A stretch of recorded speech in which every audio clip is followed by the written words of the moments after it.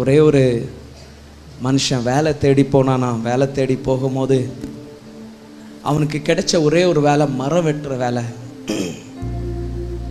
Owner சொன்னாரா, நீ எவ்வளோ மரம் வெட்டுறியோ அதுக்கு தகுந்த சம்பளத்தை கொடுப்பேன்னு. அவன் முதல் நாள் 50 மரத்தை வெட்டினானா.